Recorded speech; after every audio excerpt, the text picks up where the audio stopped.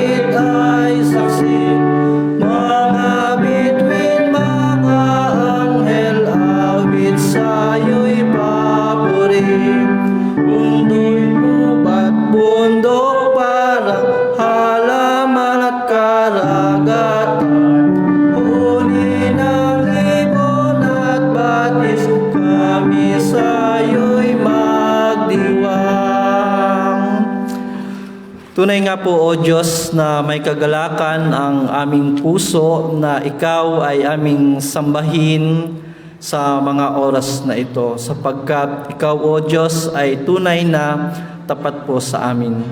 Panginoon, sa oras pong ito ng aming pagsamba ay dalangin po namin na Madama po namin, O Diyos, ang iyo pong banal na presensya. Samahan niyo po kami, Panginoon, gabayan niyo po kami sa aming pagsamba sa iyo. At nawa nga po, O Diyos, ang pananambahang ito ay makapagbigay ng kaluwalhatian sa iyong dakilang pangalan. Ito ang aming sama-samang dalangin sa makapangyarihang pangalan ni Jesus na aming Panginoon at tagapagligtas. Amen. Tayo po ay magsitayo.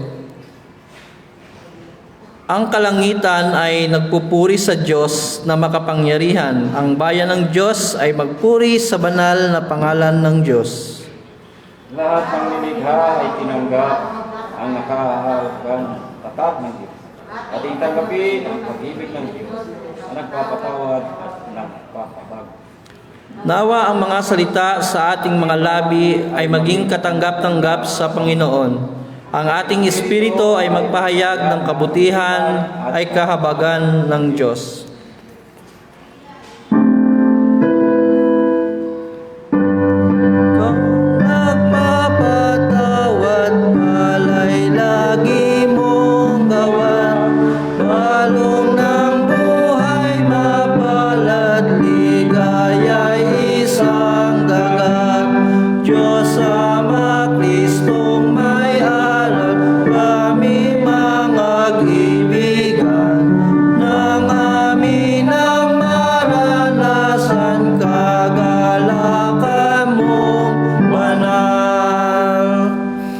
Tayo po ay patuloy na dumulog sa Panginoon sa diwa ng panalangin at ipanalangin po natin ang pamilya at ang bawat may karamdaman.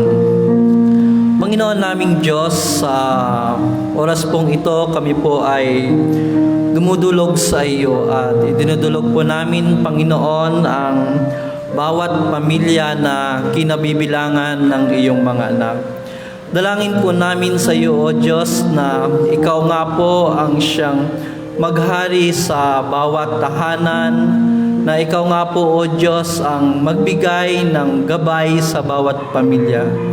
Dalangin po namin na sa ganitong mga kalalagayan na mayroong pandemic, Panginoon, ay hinihiling po namin na ikaw nga po, O Diyos, ang patuloy na mag-ingat at magbigay ng proteksyon sa bawat pamilya.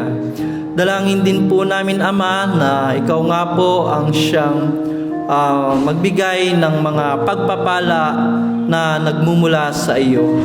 Ang mga kasaganaan sa buhay, ang mga biyayang espiritual, Panginoon, ikaw nga po ang magpala sa bawat isa, sa bawat miyembro ng pamilya. Nanawa, O Diyos, sa panahon na ito ng pandemic ay manatiling matatag ang pananampalataya ng bawat miyembro ng pamilya. Dalangin po namin, Panginoon, na sa kabila ng mga pagsubok sa buhay na aming nararanasan, mga suliranin, ay hinihiling po namin na ikaw nga po, O Diyos, ang siyang pumatnubay sa bawat isa. Hinihiling din po namin na patuloy na pagpalain mo po, Panginoon, ang iyong mga anak sa mga pagpapalang pinansyal, na mayroong kasapatan ng mga biyaya na nagmumula sa iyo upang matugunan ang mga pangangailangan sa pang-araw-araw na kailangan. Dalangin din po namin na ikaw nga po, Panginoon, ang siyang magbigay ng karunungan sa bawat isa upang magamit po namin ito sa aming araw-araw na pamumuhay. At ganun din po, O Diyos, patuloy na pagbibigay ng masaganang biyaya na nagmumula sa iyo. Dinadalangin din po namin, Panginoon, ang mga anak mo na sila ngayon ay patuloy na nagpapagaling at nagpapalakas. Ang mga anak mo ng mayroong karamdaman ngayon ay hinihiling po namin na hipuin mo po sila, Panginoon, ng iyo pong makapangyarihang kamay at ibangon sa banig ng karamdaman.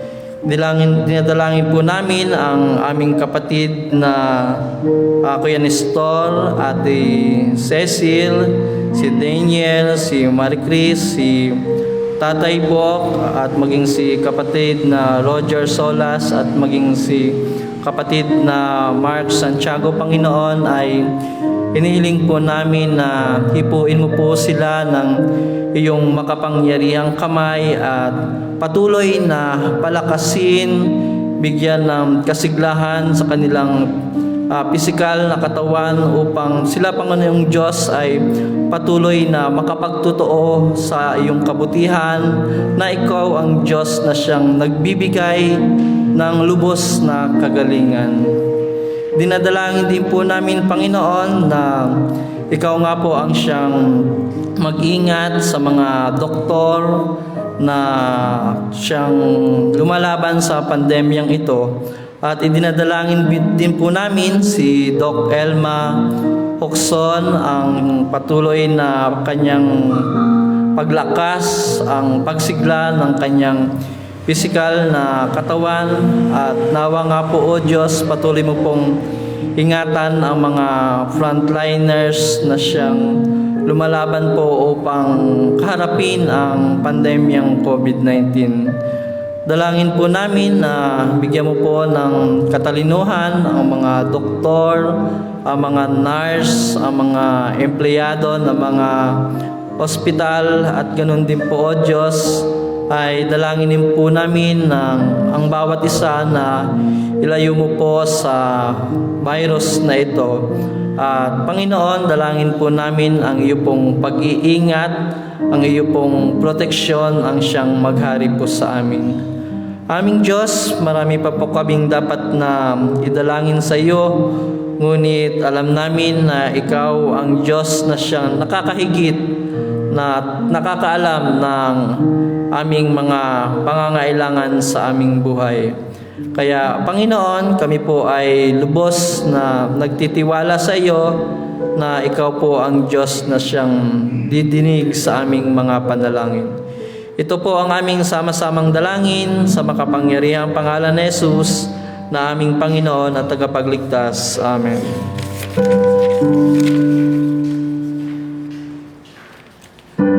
Nang pagsianib sa hukbong umaawit, sundin ang amang pag-ibig nating magkakapatid. Sulong laging mag-awit at magwagi sa labanan, awitin ang kagalakan sa tagumpay ng buhay. Tuloy ho tayong manalangin para sa ating bayan. Ama namin Diyos, kayo po ang tumawag sa bayan na ito. Tumawag dahil sa mahabang panahon ay niloob po ninyong magtagumpay ang inyong iglesia sa pamagitan ng mga anak po ninyo na inyong tinalagang mga naging pinuno sa maraming pagkakataon ng pangunguna, pamagitan ng iba't iba po ninyong kaloob. At sa pakikibahagi, O Diyos, hangad namin na magampanan ng inyong mga anak ang kanilang mga responsibilidad.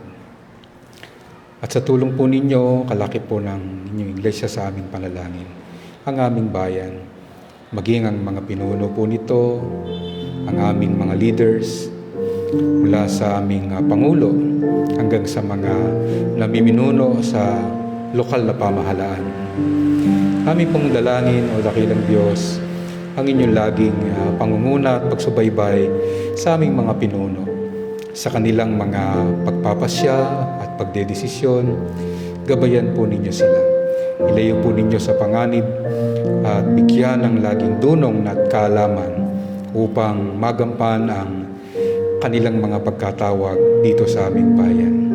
Hangad din po namin, Panginoon, na ang pandemyang lumaganap ay magkaroon na ng pagwawakas, sapagkat nananalig kami na sa pamagitan ng inyong karunungan na ibinigay sa inyong nilikha, lalo-lalo na sa presence ng mga vaccine sa panahong ito. Ito po ay makaabot sa bawat mamamayan, mayaman man o mahirap. Ang bawat mamamayan ng aming bayan ay magkaroon ng sapat na kaalaman upang maging malinaw sa bawat isa kung ano ang kahalagahan nito at maalis ang mga takot at agam-agam na kaakibat ng mga maling impormasyon na dumarating sa tao.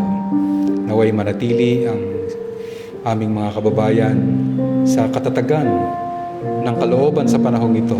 At ang pag-asa, O Diyos, ay buhos po ninyo na laging maging gabay ng bawat mamamayan ng aming bayan. Tulutan po ninyo, Panginoon, na ang mga naturukan na o tumanggap na ng bakuna sa kanilang mga katawan ay maging maayos at ligtas sa anumang kapahamakan at malayo sa maling mga pag-iisip, at magdulot ito, Panginoon, ng mabuting halimbawa para sa mga hindi pa nababakunahan. Tinitiwala din po namin, Panginoon, sa inyo ang mga resources ng aming bansa. Naway ito'y laging maging angkop sa pangangalaga ng kalikasan, at sinumang mga umaabuso rito ay huwag nang bigyan pa ng pagkakataong magpatuloy, bagkus ay magbago ng pag-iisip para sa kabutihan ng maraming, lalo na sa kalusugan ng aming kalikasan dito sa bayang Pilipinas.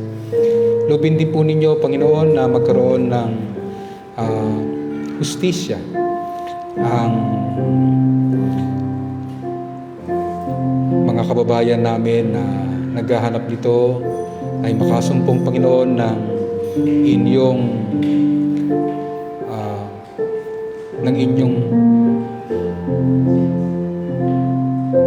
pagmamalasakit, lalo pat ang hustisya ay makamit para sa mga ino-oppress na mga kababayan.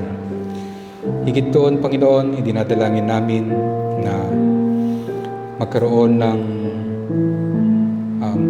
malalim na pag-asa ang bawat mamamayan na nakaugnay sa kapayapaang inyong ipinagkakaloob, lalo pa tumaharap kami sa mga panahon na kawalan ng katiyakan sa hinaharap.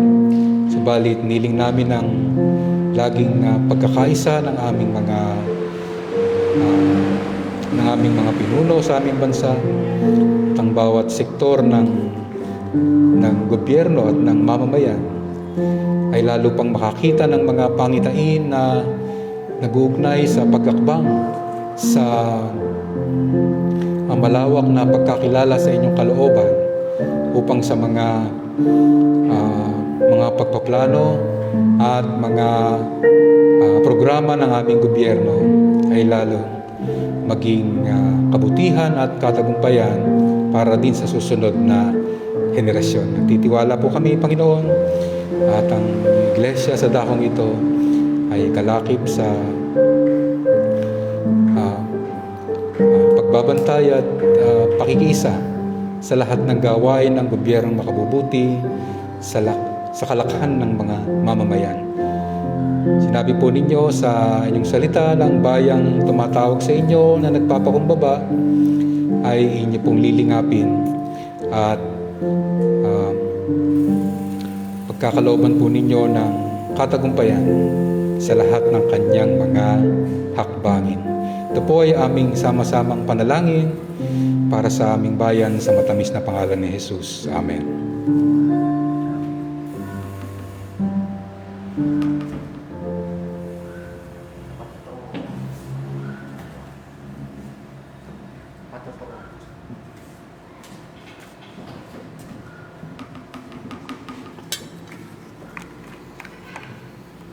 Magandang gabi po. Dumako na po tayo sa ating pagbasa sa banal na kasulatan na matatagpuan po natin sa unang Korinto, kabanatang 1,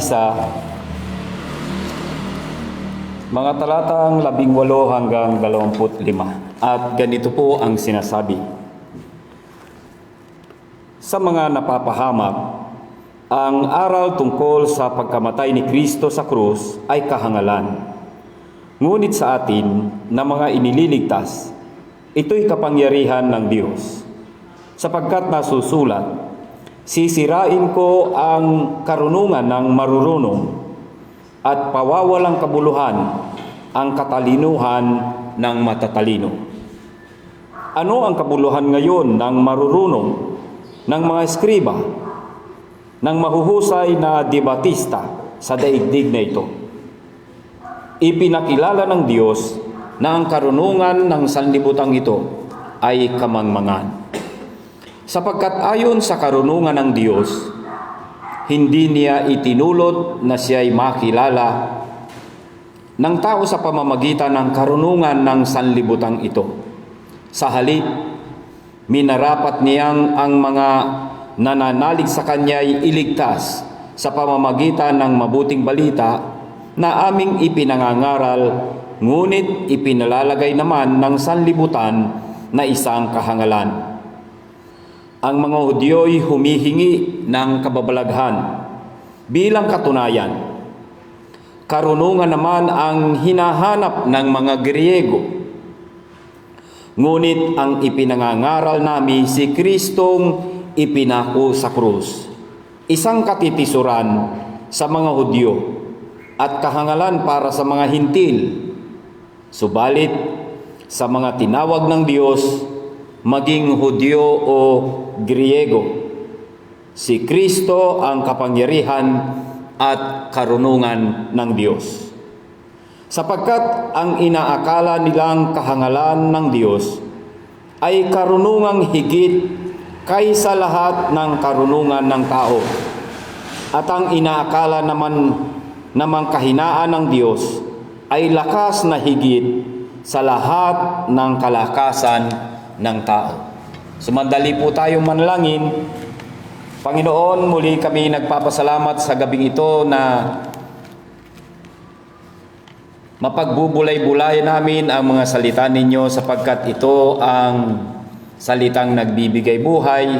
Ito ang pagkain ng aming kaluluwa, at ito rin ang ilaw sa aming landasin.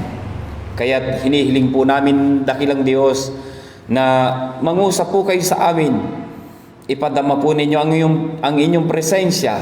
Pagpalain po ninyo kami sa pamagitan ng mga salitang ito na aming mapagbubulay-bulayan.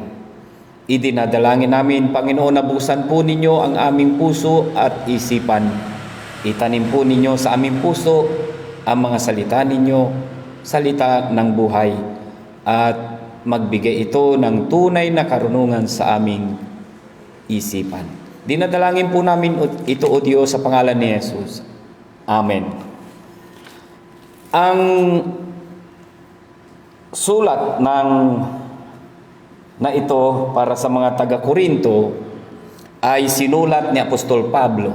Ito yung unang sulat niya para sa mga taga-Korinto. At alam naman natin na ang layunin ng sulat na ito ni Apostol Pablo para sa mga taga-Korinto ay upang talakayin ang mga problema ng buhay at pananampalatayang Kristiyano na nagkaroon o lumitaw doon sa iglesyang itinatag doon ni Pablo. At ng panahong iyon, ang Korinto ang pangunahing lungsod o lalawigan.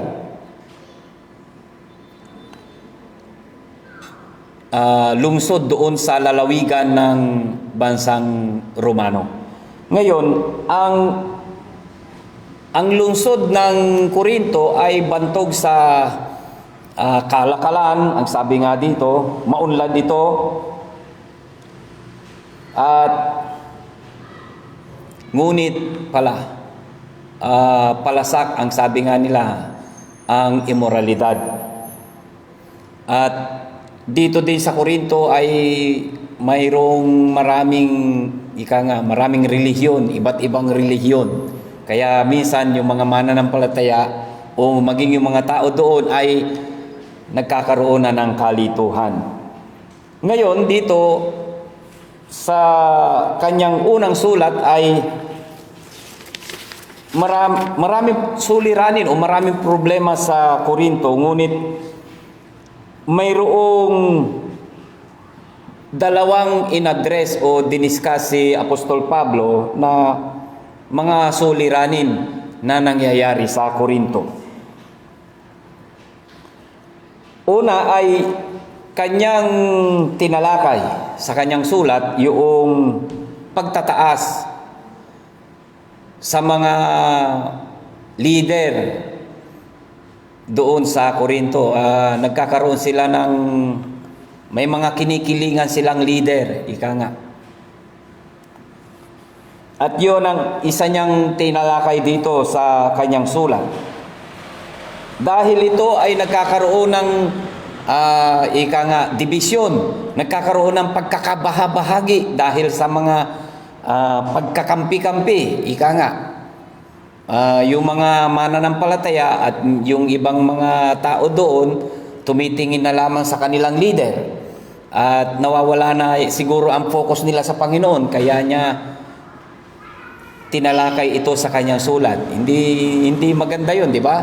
Nagkakaroon sila ng hindi pagkakaunawaan dahil sa kanilang kanya-kanyang mga tinitingalang mga leader. Gawing halimbawa ang mga leader, pero kung gagawin ito bilang o upang magkaroon ng division, parang hindi maganda, ano po.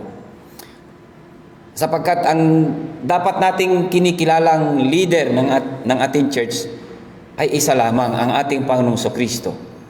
At sana ay hindi maging dahilan ito upang tayo ay magkawatak-watak, magkabahabahagi. Liban na lang kung talagang lumalayo na sa Panginoon yung tinitingalang leader na, di ba? Abay, mag-isip-isip na tayo, kumbaga. Kung dinadala na tayo sa kapahamakan, abay, mag-isip na nga tayo. Pero kung hanggat tapat sa Panginoon ang ating leader, hanggat ang Panginoon ang pangunahing sentro ng buhay at pananampalataya ng ating mga leader, sumunod tayo na bilang mga mananampalataya din ng Panginoon, sapagkat sila din naman ay tinawag ng Panginoon upang manguna sa atin. Ngayon, isa sa kanyang tinalakay din, hindi na natin masyadong tatalakayin yun sapagkat yun ay sulat niya doon sa bandang umpisa. Ang isa sa kanyang tinalakay na suliranin ay yung pag-exalt, yung exalting human wisdom. Paano ba ito? Masyadong itinataas o ikinararangal. Sa bagay, kung matalino ka naman talaga, di ba? Yung anak na matalino, karangalan ng magulang yan eh. Pero kung doon ka na lang lagi nakatanaw, na para bang ikaw na ang pinakamarunong sa lahat, o kaya yung anak mo ang pinakamarunong na sa lahat, abay, baka naman sumusobra na. Baka naman nakakalimutan natin na ang tunay na karunungan ay karunungan na nagmumula sa Diyos. Ito yung nagiging problema din sa mga mananampalataya sa Korinto. Kaya anong ginawa ni Apostol Pablo sa kanyang sulat na nakapaloob dito sa unang Korinto chapter 1 verse 18 to 31. Una ay ikinumpara niya o hindi niya sinang-ayunan yung mga ganun at kinontra pa nga niya at sa halip ikinumpara niya itong tinatawag na egocentric wisdom of people with the eternal wisdom of God. Kinumpara niya ito, alin ba ang tunay na karunungan? Alin ba ang tamang dapat nating taglayin na karunungan? Yung bang karunungan ng tao o karunungan ng Diyos? Parang ganon, kinumpara niya. Ngayon, tingnan natin, mayroong iba't ibang response kasi ng mga tao pagdating sa karunungan ng Diyos. At mababasa natin dito. Kung titignan natin, iba ang tugon ng mga hindi mananampalataya. O tinatawag natin, hindi nananalig sa Panginoon. Maging Hudyo man o mga hintil.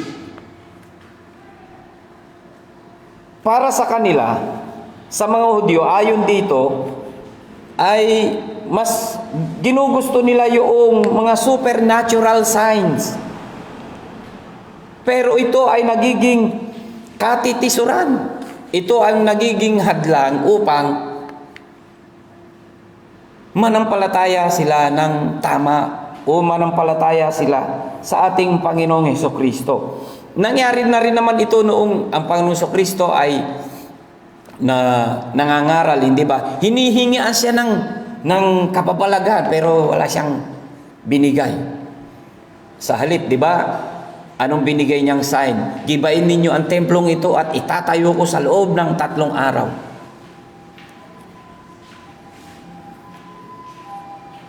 Lagi silang naghahanap ng mga kababalaghan. Ayon dito sa binasa natin, ang sabi po dito,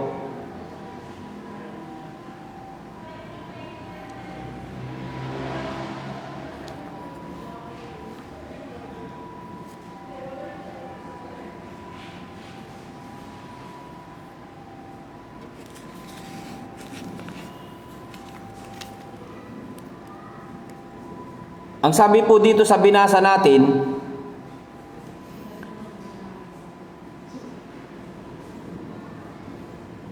ang mga Hudyo'y humihingi, sa verse 22, ang mga Hudyo'y humihingi ng kababalaghan bilang katunayan. Lagi silang naghahanap at nangihingi ng kababalaghan. Parang kilala ko itong mga naglalakad.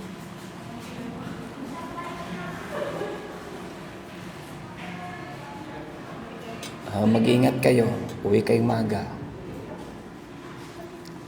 Commercial muna, may nagpapaalam. Ang sabi po dito ay sa verse 22, ang mga Hudyo'y humihingi ng kababalaghan bilang katunayan. Kaya tingnan ninyo, lagi silang humihingi nung nabubuhay pa lang ang Panginoong Jesucristo, laging ang hinihingi nasa ng katunayan. Nasa ng karapatan mo o magpakita ka ng kababalaghan bilang katunayan na may karapatan kang gawin ito, hindi ba? Lagi silang naghahanap ng kababalaghan bilang katunayan. Tignan naman natin doon sa mga hintil na hindi mananampalataya. Para sa mga hintil na hindi mananampalataya, ang sabi naman dito, ngunit subalit ang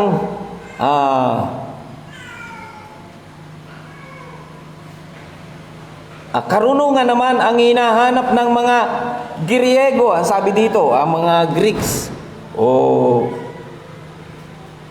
mga hintil. Yung mga pag hindi ka Hudyo kasi, kahit isa kang Griego, isa ka pa ring hintil kapag hindi ka Hudyo. Sila naman ay nakadepende, nakasandal lagi sa mga karunungan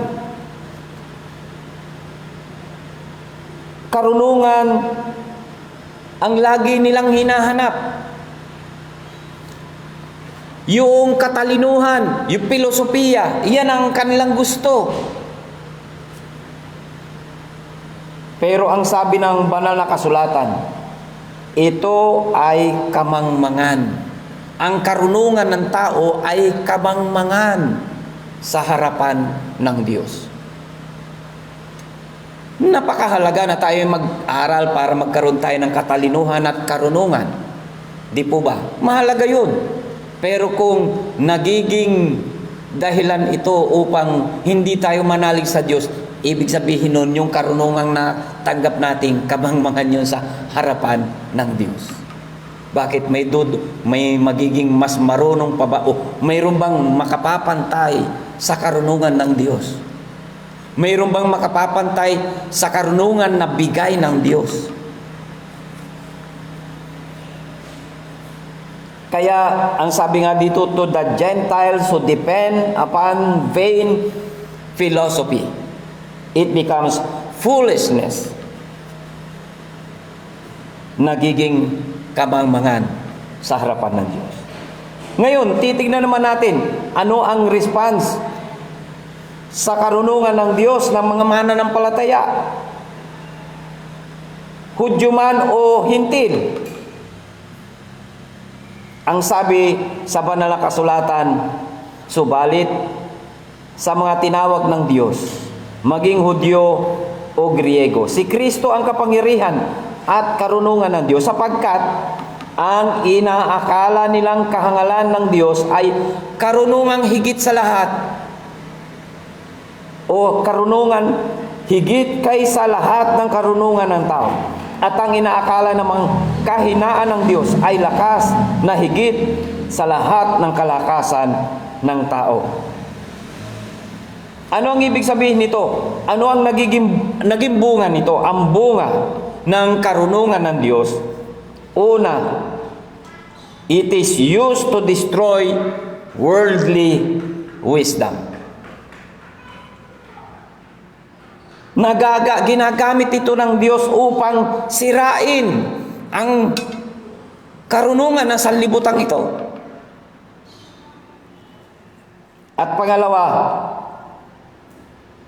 it is used to deliver repenting sinners.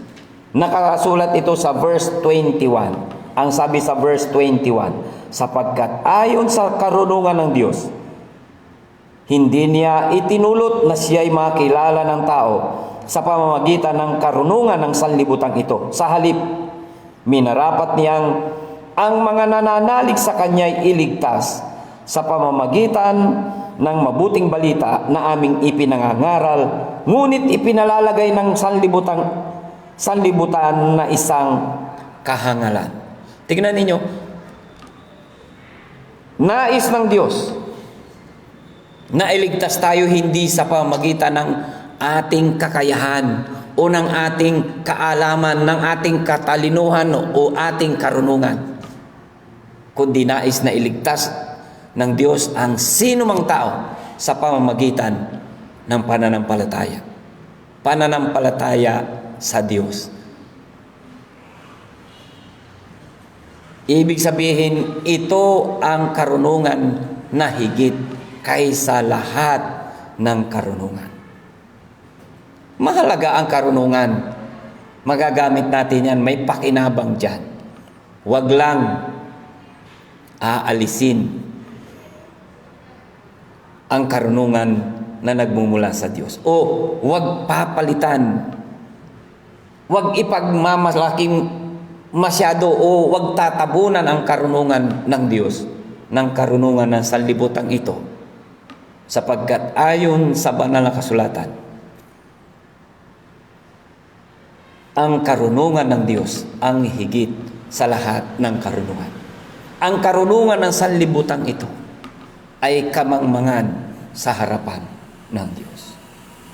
Kaya nga, kung ang karunungan ng Diyos ang nasa atin, higit pa sa karunungan ng lahat ng marurunong sa sanlibutan ito.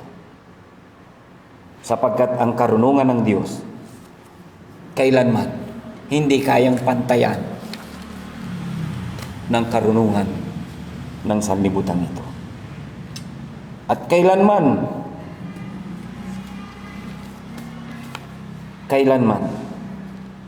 wala pang nakaabot, wala pang nakapantay sa karunungan na nagmumula sa Diyos. hangarin natin na matuto. Hangarin natin na maging marunong. Higit sa lahat, hangarin natin. Hilingin natin sa Diyos. Pagkaluban tayo ng karunungang nagmumula sa Kanya. Kapag ang karunungan ng Diyos ang sumasa atin, ito'y magbibigay karangalan sa Diyos at magiging karangalan ng ating buhay. Kaya nga po mga kapatid, kapag nasa atin ang karunungan ng Diyos, hindi tayo mapapahamak. At hindi niya tayo ipapahamak nito. At hindi rin tayo magiging mapagmalaki. Di po ba? At sa halip, ibabalik natin ang kapurihan at karangalan sa Diyos na pinanggagalingan ng lahat ng karunungan. Amen.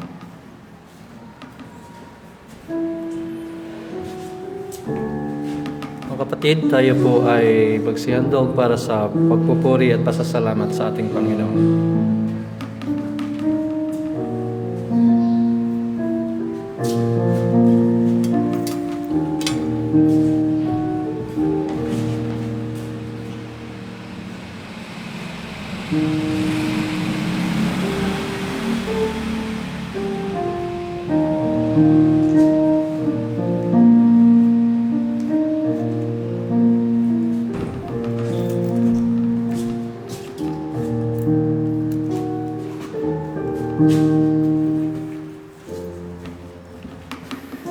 Pinapupurihan at pinasasalamatan ka namin, O Diyos, sa kasapatan ng mga biyaya na patuloy na pinagkakaloob mo po sa amin. At Panginoon, narito po ang mga handog ng iyong mga anak bilang pagpupuri at pasasalamat sa iyo. Dalangin po namin na patuloy mo nga po itong pagpalain, paging dapatin at gamitin para sa paggawain ng iyong iglesia. At ganoon din po, O Diyos, dalangin din po namin na patuloy mo pong pagpalain ang iyong mga anak na masayang nagkakaloob nito. Siksik, liglig at nag-uumapaw na pagpapala. Ito ang aming dalangin sa makapangyarihang pangalan ni Jesus na aming Panginoon at aming tagapagligtas. Amen.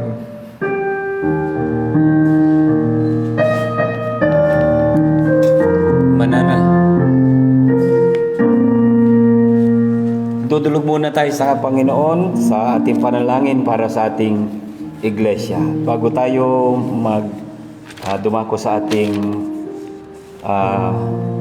himno o huling himno ng ating sa gabing ito. Tayo po ay dumulog sa Panginoon, idalangin po natin ngayon ang ating iglesia. Dakilang Diyos, kami ay muling dumudulog sa inyo sa oras na ito. Sapagkat wala namang kaming malalapitan na higit na makatutulong sa amin at nakakaalam ng aming pangangailangan kundi kayo lamang. Ngayon ay aming idinadalangin ang aming iglesia, ang United Methodist Church. At maging itong aming local church na Marikina United Methodist Church. Aming inilalapit sa inyo, tulungan po ninyo kami na manatiling nananalig, naglilingkod at umaasa sa inyo. At ang aming pagtitiwala ay laging sa inyo lamang namin isasalig. Ano man ang nagiging sitwasyon ng aming church sa mga sandaling ito, kayo ang higit na nakakaalam. Maging ang aming magiging hinaharap, Panginoon. Kayo lamang ang nakakakita at nakakaalam. Hinihiling po namin na maging sa panahong ito na may pandemic, panatilihin po ninyo kaming nagkakaisa, nabubuklod sa isang espiritu at pananampalataya sa inyo. At hinihiling namin na kahit hindi kami madalas magkita ng aming mga kapatid, dala ng maraming sitwasyon na aming nararanasan sa ngayon. Idinadalangin namin na ipadama po ninyo ang inyong presensya sa buhay ng bawat isa. Samahan po ninyo ang inyong mga anak maging sa kanilang tahanan, sa kanilang lugar na pinagtatrabahuan, sa kanilang lugar na kinalalagyan sa mga sandaling ito. At tulungan nyo kami na manatiling maalab at masiglang nananampalataya sa inyo. At gamitin nyo din po kami sa iba't ibang uri ng paglilingkod. At sa oras na ito, aming idinadalangin na ipagkaloob po ninyo sa amin ng ibayong lakas at karunungan upang magamit namin sa paglilingkod sa inyo at maitataas ang inyong dakilang pangalan. Kayo, Panginoon, kagaya ng inyong pangako sa amin, nabibigyan nyo kami ng karunungan. Karunungang nagmumula sa inyo, higit sa lahat ng uri ng karunungan, upang maluwalhati, mapapurihan kayo at mapaglingkuran namin kayo gaya ng nararapat. At ang karunungang kaloob ninyo ay magagamit din namin upang malaman namin ang inyong pangunguna, ang inyong kalooban, at ang ninanais niyong aming gawin at isakatuparan. Idinadalangin namin, Panginoon, na patuloy kayong maghari sa aming buhay bilang inyong katawan, bilang inyong iglesia. Gabayan po ninyo ang aming mga leaders. Hipuin po ninyo ang kanilang puso at isipan at gamitin po ninyo sila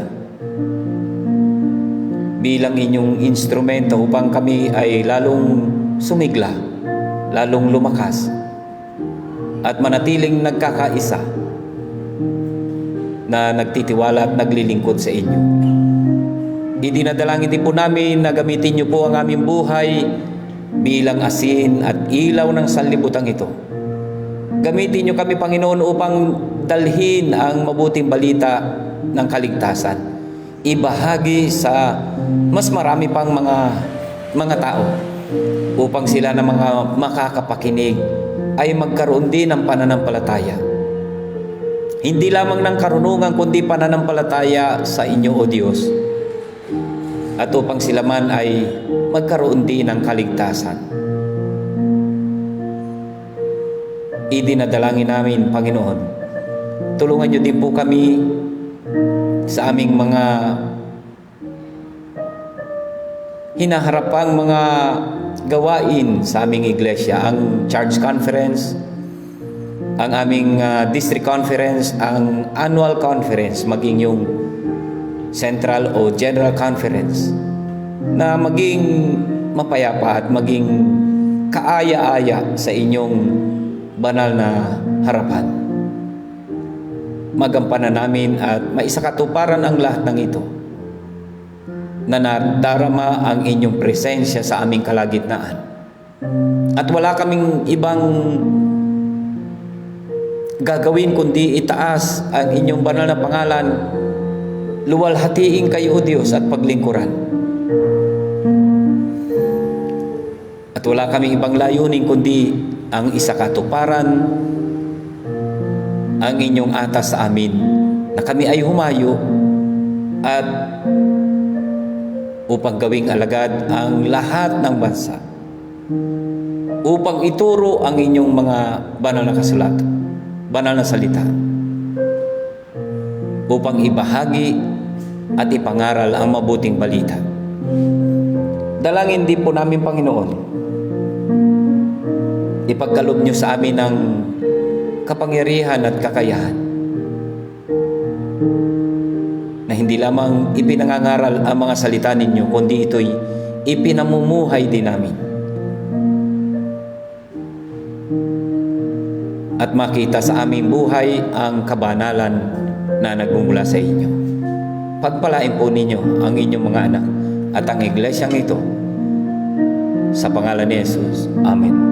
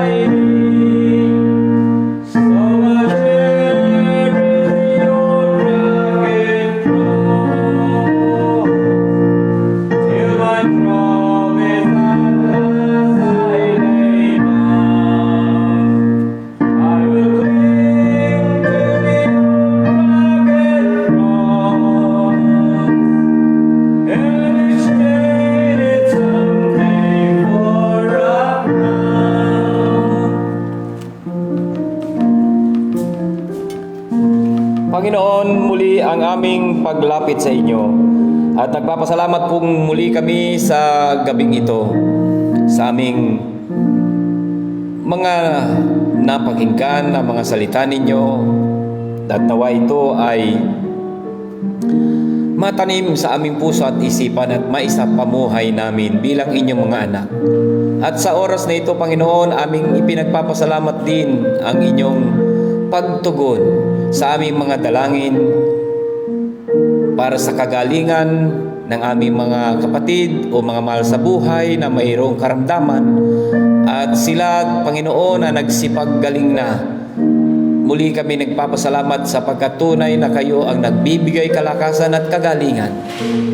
At nagpapasalamat din po kami, Panginoon, sa inyong mga biyaya at pagpapalang lagi po ninyong ipinagkakaloob sa amin bilang inyong mga anak. Tunay na ang inyong biyaya ay sagana at sapat sa lahat ng aming pangangailangan. At ito'y pinadadaloy ninyo sa buhay ng bawat mga anak ninyo. Ganon din nagpapasalamat kami sapagkat kayo ang nag-iingat at nagpoprotekta sa aming buhay. Sa kabila ng mga nangyayaring pagkakaroon ng new variant, Panginoon, naroon pa rin ang inyong protection sa aming buhay at pinalalakas nyo kami at kung kami ay magkasakit, pinapagaling nyo kami. at pinalalakas muli ang aming katawan upang kami makapagpasalamat sa inyo, sa inyong kapangyarihan at sa inyong kabutihan na lagi po ninyong ipinagkakalob. Ganon din, Panginoon, nagpapasalamat kami sapagkat inililigtas ninyo kami maging sa araw-araw. At maging sa aming paggising, may panibagong buhay na nagmumula sa inyo. Panibagong kalakasan at panibagong biyaya na nagmumula sa inyo. Kaya sa oras na ito, Panginoon, aming itinatalagang muli ang aming buhay, ang aming paglilingkod sa inyo. Naway tanggapin nawa ninyo ang aming pagtatalaga. Tanggapin po ninyo ang aming kakayahan na kahit maliit lamang ang aming kakayahan, lalo namang nagpapatunay na kayo, O Diyos, na higit na makapangyarihan sa lahat, ang kumikilos sa aming buhay at kumikilos sa buhay ng aming mga kapatiran, na nagbibigay sa amin ng kakayahan upang ang mga bagay na hindi namin kayang gawin ay magagawa namin sa tulong at patnubay ninyo. At nais namin na muli pasalamatan kayo at papurihan at luwalhatiin sa aming buhay. Pagpalain po ninyo ang gawain ito, ang aming bayan, ang aming bansa, at mga mahal sa buhay na nasa iba't ibang lugar, na nasa kanilang mga tahanan. Samahan ninyo sila at pagpalain sa pangalan ni Jesus. Amen.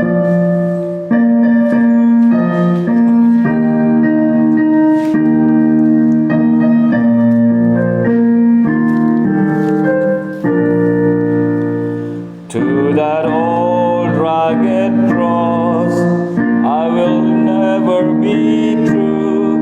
Its shame and reproach gladly bear. Then He'll call me someday to my home far away, where His glory forever I'll share. So I'll cherish the old rugged cross till my trophies at last I lay down. I will cling to the old rugged cross and exchange it someday for a crown. Tayo po'y manalangin. Sa Kanya na makapag-iingat sa inyo upang hindi kayo magkasala at makapagharap sa inyo ng walang kapintasan at may malaking kagalakan sa Kanyang kalalatian. Sa isang Diyos na ating tagapagligtas, sa pamamagitan ni Jesucristong Panginoon natin, sa Kanya ang kapurihan, karangalan, kadakilan at kapangyarihan, mula pa noong una, ngayon at magpakailan paman. Amen.